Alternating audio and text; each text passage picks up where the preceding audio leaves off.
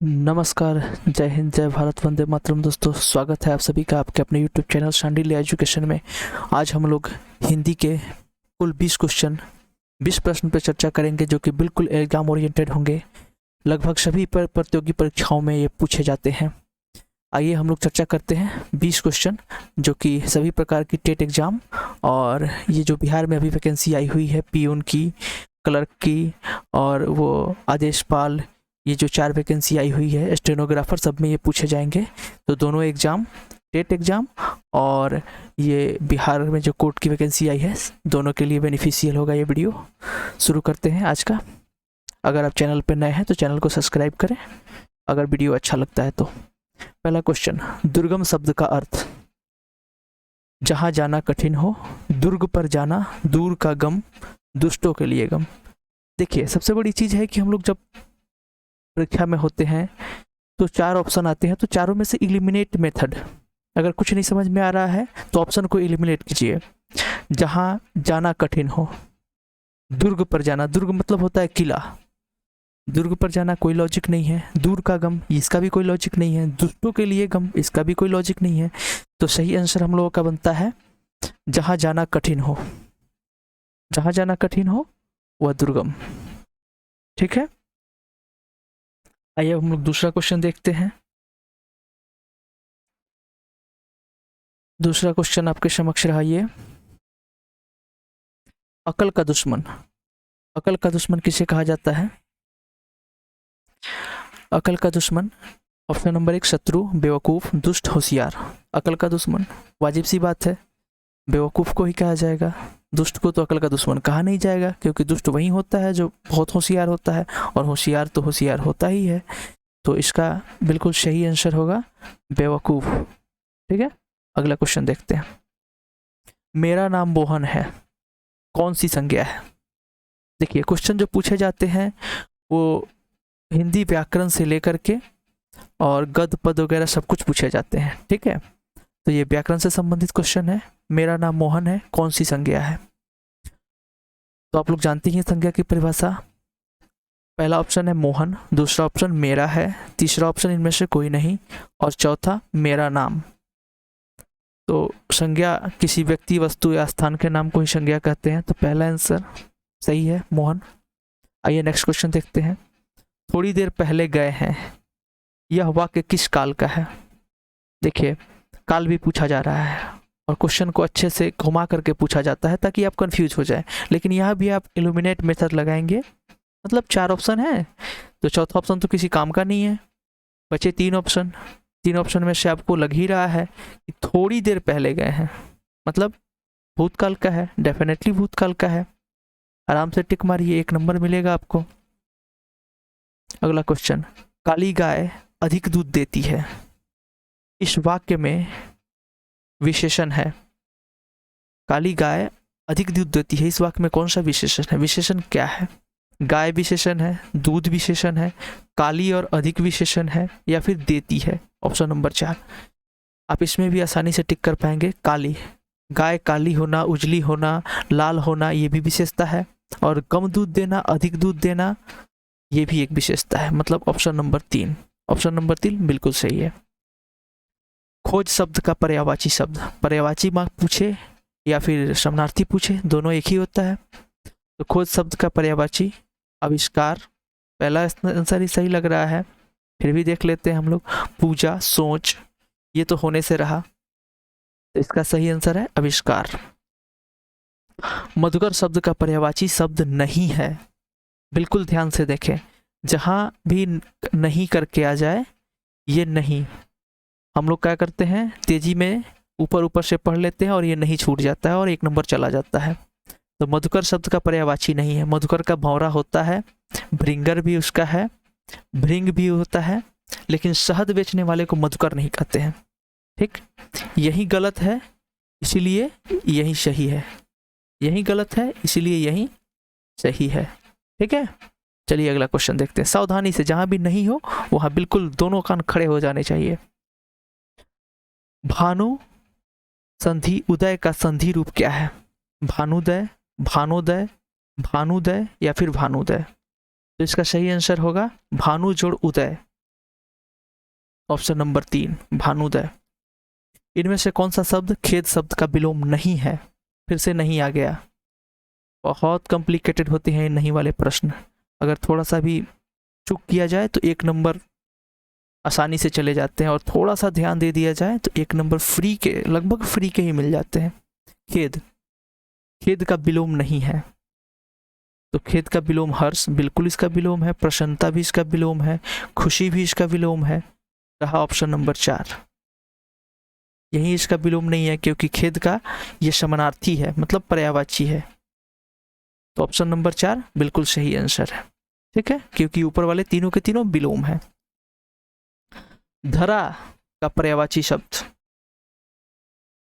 धरा का पर्यायवाची शब्द इच्छा, इच्छा तो होने से रहा, कला भी होने से रहा, नभ, नभ मतलब आकाश होता है, ये भी होने से रहा, बच गया धरती। अगर नहीं भी आता है तो भी ऐसे आप एलिमिनेट करके सही आंसर निकाल सकते हैं।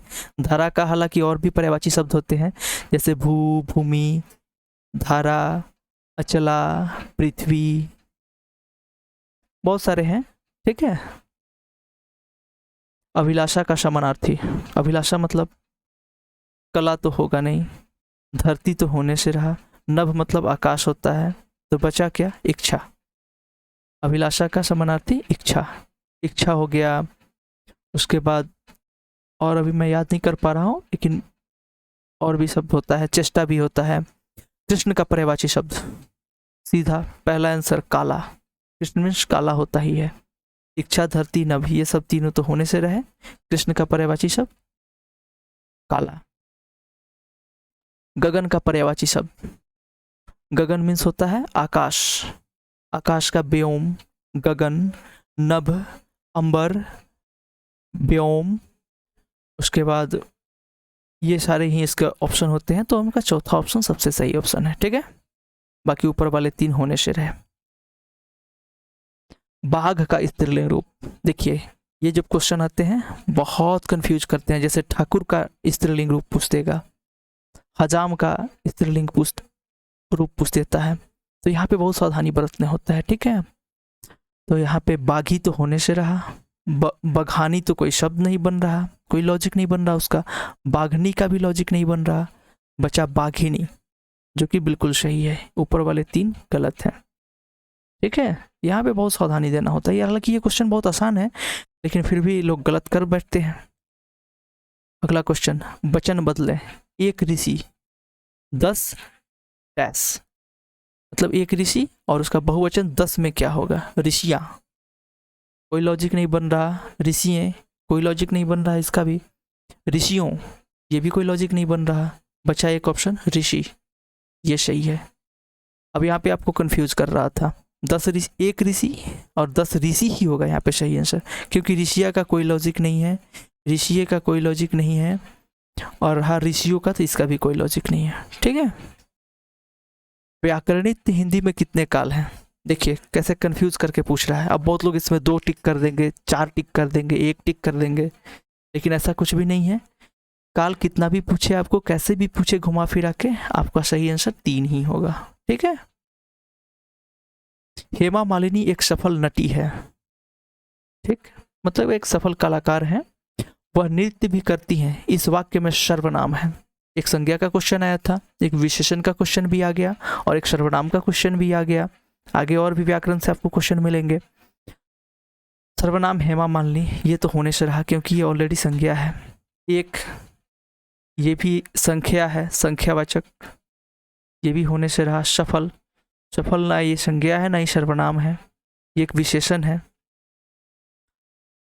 ऑप्शन नंबर 2 वह, क्योंकि संज्ञा सर्वनाम का परिभाषा ही होता है कि जो संज्ञा के बदले जिसका प्रयोग किया जाए। जैसे मोहन अच्छा लड़का है, या फिर उसके तरफ इशारा करते हुए आप बोलिए कि वह अच्छा लड़का है, बात तो मोहन की हो रही है, लेकिन मोहन की जगह पे वह का इस्तेमाल हो रहा है, इसलिए यहाँ पे सही आंसर 2 नंबर होगा। शेर दहाड़ता है, यह वाक्य कौन सी क्रिया का उदाहरण है? अब देखिए ये भी आ गया व्याकरण से, सकर्मक, अकर्मक, द्विकर्मक, इनमें से कोई नहीं। देखिए सकर्मक अकर्मक पहचानने का एक आसान सा तरीका है, क्या, कौन, क्या और किसको से क्वेश्चन किया जाता है। जैसे क्या दहाड़ता है, कोई लॉजिक नहीं बन रहा। किसको दहाड़ता है, कोई लॉजिक नहीं बन रहा, इसलिए यह अकर्मक क्रिया होगी। ठीक, अगला क्वेश्चन देखते हैं। अगला क्वेश्चन है गृह शब्द का तद्भव रूप। तत्सम और तद्भव, ये भी व्याकरण से प्रश्न है। तत्सम, संस्कृत के शब्द को ज्यों कहते हो लिया जाए तो तत्सम कहते हैं, और तत्सम के बदले हुए रूप या फिर बिगड़े हुए रूप को तद्भव कहते हैं। गे तो कोई ऐसा शब्द होता नहीं है, अभी तक सुनने में देखने में कहीं नहीं आया, पढ़ने में। ग्रह एक अर्थवान शब्द है, लेकिन ग्रह में पृथ्वी, मंगल, आपको पता ही है कि 7 हैं, शनि, बुध, शुक्र, ये सब आते हैं। लेकिन गृह का सही तद्भव घर है।